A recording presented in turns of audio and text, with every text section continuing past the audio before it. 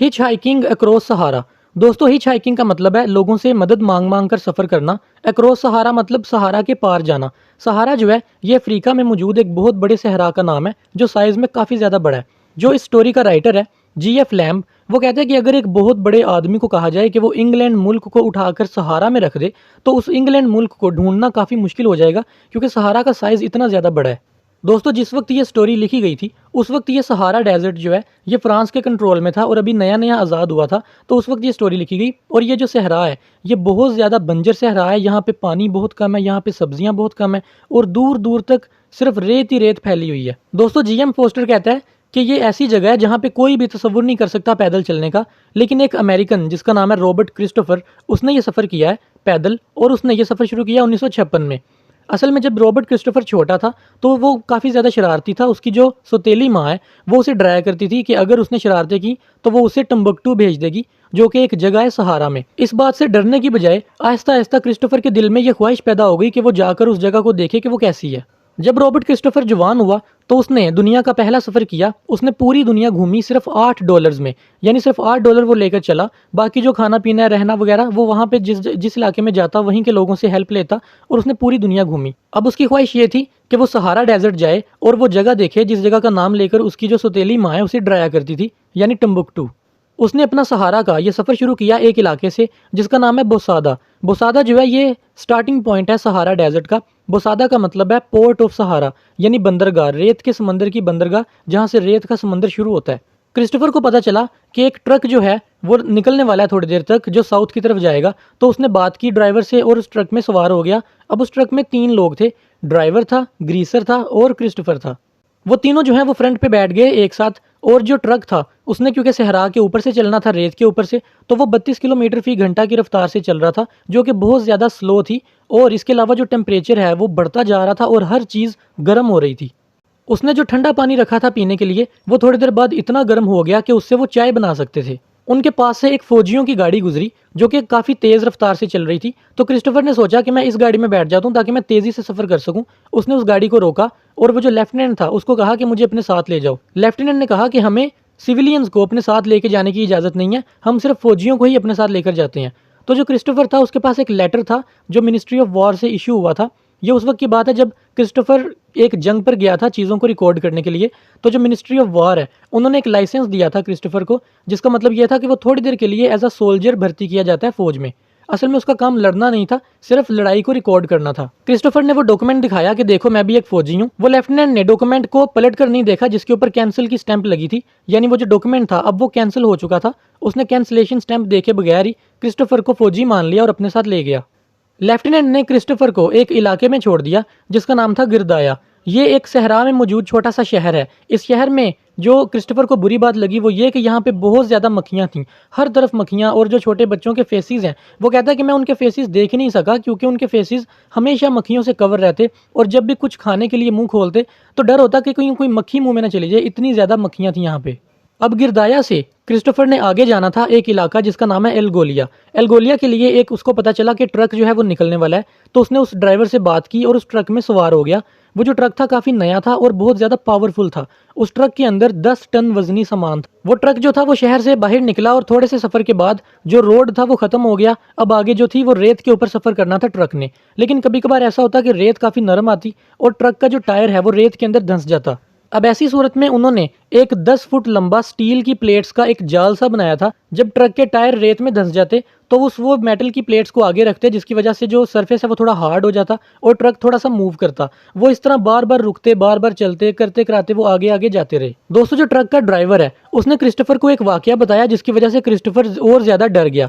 Driver ने बताया कि 3 इंग्लिश लोग जो थे वो सफ़र कर रहे थे अपनी कार में, सहारा डेजर्ट में से गुजर रहे थे और उनके पास सिर्फ 1 दिन का पानी था।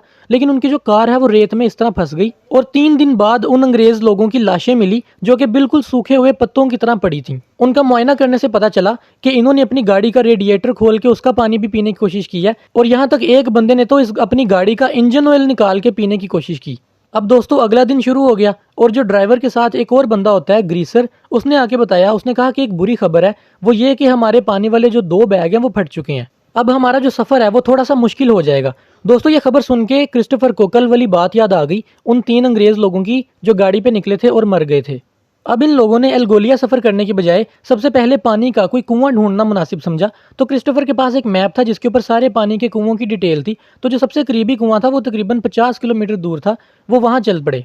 जैसा कि मैंने आपको बताया कि सफ़र मुश्किल था क्योंकि टायर बार बार रेत में धंस जाता था। तो इस तरह क्रिस्टोफर की हालत जो थी वो बहुत ज़्यादा ख़राब हो रही थी प्यास की वजह से। उसने एक बार तो बगैर जूतों के जंप कर दिया रेत के ऊपर, और उसे ऐसे लगा कि उसने कोयलों के ऊपर जंप कर दिया क्योंकि रेत इतनी ज़्यादा गर्म थी। तो आखिरकार वो एक कुएं पर पहुंचे जहाँ पे उन्हें ठंडा पानी देखने को मिला। उन्होंने वो ठंडा पानी जी भर के पिया और वो अपना सफ़र जो है एल्गोलिया का वो फिर से शुरू कर दिया। दोस्तों, जो एल्गोलिया था वो एक छोटा सा इलाका था जो कि बहुत ज़्यादा खूबसूरत था और उसमें बहुत ज़्यादा पानी था साफ़ पीने के लिए। वहाँ पे हर तरफ घास थी और सब्ज़ा था, और इतना ज़्यादा पानी था कि लोगों को समझ नहीं आती थी इस पानी का करें क्या। जो क्रिस्टोफर था वो देखकर इतना हैरान हुआ कि ये इलाका एक जन्नत है सहरा में। क्रिस्टोफर घंटों घंटों तक स्विमिंग पूल के अंदर नहाता रहता और ठंडी घास के ऊपर लेटता और इंजॉय करता। अब एल्गोलिया से उसने जो नेक्स्ट इलाके में जाना था उस इलाके का नाम था इनसला। ये जो इलाका था इसके लिए भी एक ट्रक निकल रहा था। वो ट्रक जो था बारूद लेकर जा रहा था, तकरीबन 10 टन वजनी। तो क्रिस्टोफर उस ट्रक के अंदर सवार हो गया। दोस्तों, जो उस ट्रक का ड्राइवर था बेहिमेद, उसने क्रिस्टोफर को मशवरा दिया कि अगर तुम वाइन के अंदर थोड़ा सा पानी मिला के पियोगे तो ये अच्छा रहेगा। तो क्रिस्टोफर ने जब ये रिस्क लिया तो ये उसके लिए कोई अच्छा नहीं रहा, बल्कि उसने अपने होश खो दिए और वो इस तरह जिस तरह बेहोशी का आलम होता है इस तरह का उसके ऊपर एक हालत तारी हो गई। वो लोग ट्रक को रोककर सहरा में रुके हुए थे आराम करने के लिए, और वो ट्रक के नीचे लेटे हुए थे धूप से बचने के लिए। इसी दौरान क्रिस्टोफर की तबीयत खराब हुई, लेकिन वो जो ट्रक का ड्राइवर था और साथ एक और आदमी था उसने क्रिस्टोफर की देखभाल की और उसे ठीक कर दिया। दोस्तों, जब वो इनसला पहुंचे तो क्रिस्टोफर ने देखा कि इनसला भी एक ऐसा इलाका है जहाँ पे बहुत ज़्यादा बंजर ज़मीनें हैं और खाने को बहुत कम चीज़ें हैं, पीने को पानी बहुत कम है। और इसके अलावा जो वो इलाका है जिसके अंदर थोड़ी सी अभी कुछ ज़िंदगी बाकी है, वो ज़िंदगी भी आहिस्ता आहिस्ता ख़त्म हो रही है। लोग उस इलाके को छोड़ के जा रहे हैं क्योंकि वहाँ पे जो बंजर ज़मीनें हैं वो बढ़ती जा रही हैं और खाना कम होता जा रहा है। अब इनसला से आगे उसने एक इलाके में जाना था जिसका नाम था तमन रसद। इस इलाके के लिए भी एक ट्रक निकल रहा था जो कि बहुत गंदा ट्रक था, ऑयल लगा था उसके इर्द गिर्द। और जो ड्राइवर और जो ग्रीसर हैं वो क्रिस्टोफर को अपने साथ ले जाने पर राज़ी नहीं थे, क्योंकि उनका ख्याल था कि क्रिस्टोफर एक फ्रांस का बंदा है, क्योंकि वो लोग फ्रांस से थोड़ी सी नफरत करते थे इसलिए। लेकिन जब क्रिस्टोफर ने बताया कि वो एक अमेरिकन है तो वो सारे आपस में दोस्त बन गए और क्रिस्टोफर को अपने साथ ले गए। तो जैसे ही जो क्रिस्टोफर है वो तमन रसद पहुंचा, वहां पर उसकी मुलाकात एक फ्रेंच प्रोफेसर से हुई जिसका नाम था क्लोडे बेलैंगिर्नन। ये प्रोफेसर ने अपनी ज़िंदगी वक्फ कर दी थी इन लोगों की पढ़ाई के लिए, क्योंकि इस प्रोफेसर का ख्याल था कि ये लोग जो हैं अगर पढ़े लिखेंगे तो ये अपनी ज़िंदगी बेहतर गुजार सकेंगे। तो वो वहाँ पे लोगों को फ्री पढ़ाता था सिर्फ इसलिए ताकि वो अपनी ज़िंदगी बेहतर गुजार सकें। तो क्रिस्टोफर की प्रोफेसर के साथ काफ़ी दोस्ती रही, और जब क्रिस्टोफर निकलने लगा तो प्रोफेसर ने उसे काफ़ी सारा खाना दिया और सवारी के लिए ऊँट दिया, और अपने एक शागिर्द को भी कहा कि इसे कुछ दिन की मुसाफिर तक इसे आगे तक छोड़ के आओ, जब कुछ दिन गुजर जाएं तो तुम फिर वापस आ जाना। दोस्तों, तमन रसद से आगे जो सफ़र होना था वो ऊँट के ऊपर होना था, तो इसलिए तमन रसद में रहते हुए क्रिस्टोफर ने ऊँट की सवारी सीखी, क्योंकि आगे इससे कोई भी ट्रक नहीं जाते थे। तमन रसद से आगे जिस जगह पे उसने जाना था उसका नाम है टिम्बकटू। ये टिम्बकटू वही जगह है जो क्रिस्टोफर की माँ उसे डराया करती थी कि मैं तुम्हें टिम्बकटू भेज दूंगी। अब फाइनली वो उस जगह पर जा रहा था जो कि यहाँ से 1280 किलोमीटर दूर थी। तो इसलिए जो प्रोफेसर बेलैंगिर्नन था उसने अपने एक शागिर्द जिसका नाम था बोबक्र, उसको कहा कि तुम क्रिस्टोफर को छोड़ कर आओ। ये दो लोग 3 ऊँटों पर गए। एक ऊँट के ऊपर क्रिस्टोफर था, दूसरे के ऊपर बोबक्र था, और तीसरे के ऊपर क्रिस्टोफर का सामान लादा हुआ था जिसमें काफ़ी दिन का खाना और पानी था, क्योंकि ये सफ़र काफ़ी लंबा होने वाला था इसलिए। दोस्तों, क्योंकि टोटल जो रास्ता था वो यहाँ से 1280 किलोमीटर था, तो क्रिस्टोफर दिन रात ऊँट के ऊपर सफ़र करता रहा और काफ़ी रास्ता उसने कवर कर लिया। अब रास्ता रह गया 560 किलोमीटर टिम्बकटू से। अब वो एक इलाके में था जिसका नाम था किडाल। वहाँ पे कुछ लोगों से वो मिला। ये लोग जो थे उनमें 2 अफ्रीकन्स थे और एक उनका गुलाम था। ये लोग जो थे वो अपने पानी का बंदोबस्त कर रहे थे, तो क्रिस्टोफर इनके साथ मिल गया और इनके साथ सफ़र करने लग पड़ा। वो चलते चलते एक कुएं पर पहुंचे, लेकिन उन्होंने देखा कि ये कुआं जो था वो बिल्कुल सूख चुका था। जो क्रिस्टोफर के पास पानी था वो लोग वही पी रहे थे और गुजारा कर रहे थे, लेकिन वो पानी भी बहुत जल्दी ख़त्म हो गया। अब वो दूसरे कुएं पर पहुंचे, वो कुआं भी बिल्कुल सूख चुका था। अब जो तीसरा कुआं है वो 2 दिन चलने के बाद आना था, यानी 2 दिन मुसलसल वो चलते रहे, उसके बाद वो कुआं आना था। लेकिन उनके पास पानी और खाना था नहीं, तो इसलिए वो सर्वाइव कैसे करते। उनकी हालत काफ़ी ख़राब हो चुकी थी, लेकिन उन्होंने सोचा कि जो ऊँट है एक, उसे हम ज़िबा कर लेते हैं ताकि उसका जो गोश्त है और उसके जो पेट में पानी है वो हमारे काम आ जाए। तो क्रिस्टोफर का जो एक ऊँट था उसे ज़िबा किया गया, लेकिन क्रिस्टोफर ने कहा कि मुझे इसके पैसे चाहिए। उन्होंने कहा कि ठीक है, हम इसके पैसे दे देंगे। उन्होंने ऊँट को ज़िबा किया। ज़िबा करते वक्त ऊँट काफ़ी चीखा चिल्लाया, क्योंकि उसे पता चल चुका था ये मुझे ज़िबा करने वाले हैं। उसके बाद उन्होंने उसके पेट में से पानी निकाला। वो पानी जो था वो इतना डिस्गस्टिंग था, उसका जायका और उसकी जो स्मेल थी वो बहुत ज़्यादा डिस्गस्टिंग थी कि इवन अफ्रीकन जो लोग थे उनका दिल नहीं कर रहा था उसे पीने का। वो इस तरह था जिस तरह थिन ब्लड होता है, यानी पतला खून। उन्होंने फिर वो पानी पिया और इसके अलावा उसका गोश्त खाया और गुजारा करते रहे। वो लोग जिस इलाके से गुजर रहे थे उस इलाके का नाम था land of thirst and death, यानी मौत और प्यास की ज़मीन। और ये नाम बड़ा सोच समझ कर रखा गया था क्योंकि इस इलाके में ना कोई कुआं था पानी का, और अगर कोई था भी तो वो खुश्क था। और इसके अलावा यहाँ पर रेत के तूफान बहुत ज़्यादा आते थे। तो ये लोग सफ़र करते जा रहे थे और इनके ऊँट ने अचानक से अपनी डायरेक्शन चेंज कर ली। तो क्रिस्टोफर हैरान हुआ, लेकिन जब उसने दूर देखा तो उसे नजर आया कि एक रेत का तूफान आ रहा है इस तरफ। तो जो अफ्रीकन लोग थे उन्होंने क्रिस्टोफर को एक तरीका बताया। उन्होंने कहा कि ऊँट को बिठाकर इसकी आड़ में छुप जाओ ताकि तुम तूफान से बच सको। तो क्रिस्टोफर ने ऐसा ही किया, ऊँट को बिठाकर उसके बिल्कुल पास बैठ गया। लेकिन फिर भी जब तूफान आया तो क्रिस्टोफर को रेत इस तरह लग रही थी जैसे पूरे जिस्म के ऊपर सुइयां चुभ रही हों, क्योंकि रेत बहुत बारीक थी और वो कपड़ों के अंदर से गुजरकर जिस्म से टकरा रही थी। क्रिस्टोफर इसी तूफान में बैठा था जब उसे एक स्टोरी याद आई कि किस तरह एक जो पूरा काफिला था वो एक रेत के तूफान ने ख़त्म कर दिया। एक ऐसा काफिला जिसमें 1200 ऊँट थे, यानी किस तरह रेत का तूफान इतनी बड़ी बड़ी चीज़ों को तबाह कर सकता है। तो इसलिए क्रिस्टोफर और ज़्यादा डर गया। लेकिन जो ये वाला तूफान था वो सिर्फ आधे घंटे तक रहा और इतना ज़्यादा ये खतरनाक नहीं था। अब टम्बकटू जाने का जो सफ़र था वो तकरीबन 450 किलोमीटर रह गया। लेकिन इस सफ़र में भी काफ़ी सारे इंसिडेंट्स इसके साथ होते रहे। जैसा कि ये एक बार अपने ऊँट की कमर से गिर गया और उसके बाद डरता रहा कि कहीं मैं दोबारा ना गिर जाऊं, तो कभी पैदल चलता कभी बैठ जाता। इसके अलावा आग जलाने के लिए कुछ पत्थर ढूंढ रहे थे। जब इसने एक पत्थर उठाया बड़ा सा, उसके नीचे से 4 फुट लंबा एक सांप निकलाया जिसने डंग मारने की कोशिश की, लेकिन क्रिस्टोफर बच गया और स्लेव ने पत्थर पकड़ के उस सांप को मार दिया। तो फाइनली करते कराते वो टम्बकटू पहुंच गए। अब जो टम्बकटू था वहां तक पहुंचने का उसका जो सहरा का सफर था वो तकरीबन 3200 किलोमीटर था जो उसने सहरा में सफर किया था। यहाँ पे उसकी जर्नी का इख्तिताम हुआ टम्बकटू में, लेकिन ये सिर्फ उसके सफर का इख्तिताम था, उसकी मुश्किलात का इख्तिताम अभी ये नहीं था। उसने सफर के दौरान काफी ज्यादा अपना वजन जो था वो खो दिया था, काफी स्लिम हो गया था। लेकिन उसने टम्बकटू रहने के दौरान अपना जो वेट है वो ठीक किया और फिजिकली थोड़ा सा वो फिट हुआ। अब अचानक से इसने एक टेलीग्राम भेजा प्रोफेसर ब्लैंगिडन को। वही प्रोफेसर जो एक फ्रेंच प्रोफेसर था इसे मिला था। इन दोनों ने सहरा में एक जगह पे मिलने का प्लान बनाया और इन्होंने दिन डिसाइड कर लिया कि इस दिन यहाँ पे हम आएंगे। प्रोफेसर ने वहाँ से गुजरना था, तो प्रोफेसर को ये इंस्ट्रक्शंस थी कि अगर वहाँ पे क्रिस्टोफर हो तो उसे वो साथ ले ले, और अगर वो ना हो तो उसे छोड़कर आगे चला जाए। अब जो क्रिस्टोफर था वो टम्बकटू से निकल पड़ा एक दूसरी जगह जाने के लिए जहाँ पे उसने प्रोफेसर से मिलना था। अब जो क्रिस्टोफर था वो एक काफिले के साथ मिल गया जिसके साथ वो जा रहा था। लेकिन वो जो काफिला जब भी किसी पानी वाली जगह पे रुकता तो काफ़ी देर वहाँ पे लगा देता आराम करने के लिए। क्रिस्टोफर ने जल्दी पहुंचना था तो वो काफिले वालों को बार बार कहता कि जल्दी चलो, क्योंकि जुबान तो वो एक दूसरे की नहीं समझ सकते थे, तो इशारों से बात किया करते थे। लेकिन वो जो काफिला था वो रोड के ऊपर वापस आते वक्त अपना रास्ता खो बैठा, जिसकी वजह से उनके 2 दिन ज़ाया हो गए।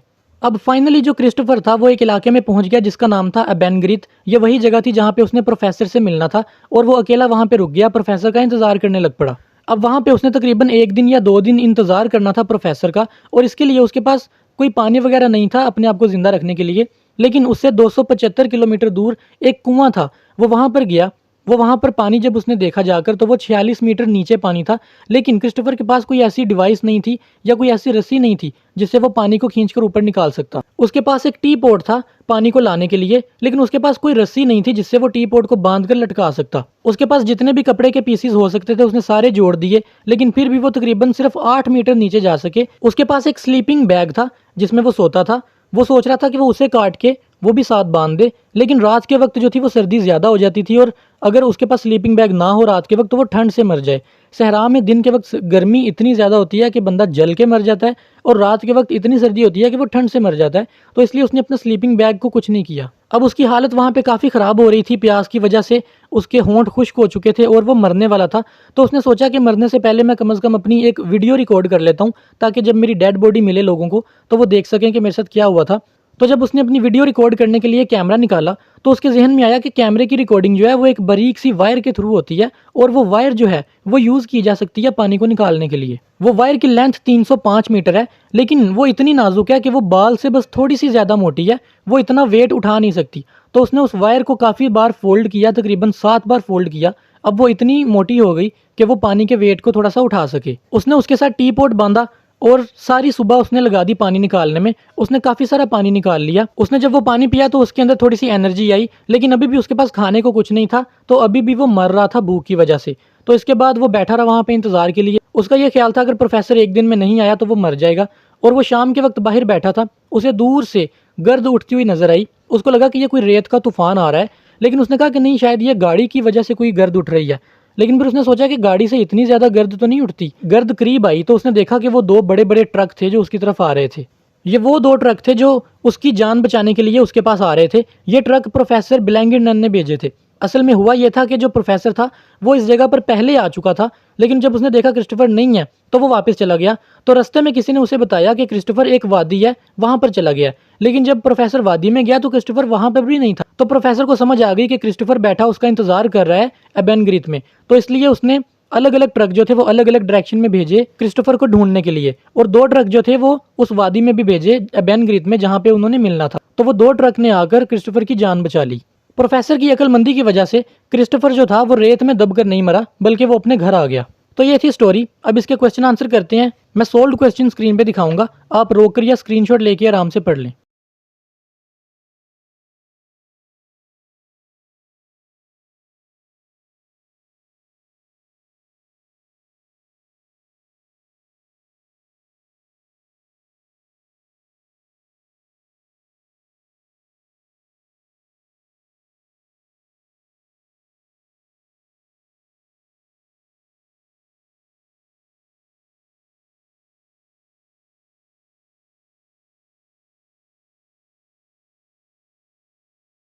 तो मुझे उम्मीद है आपको वीडियो पसंद आई होगी। अगर आपका कोई सवाल या सजेशन हो आप कमेंट्स में बता सकते हैं। तो मिलते हैं अगली वीडियो में।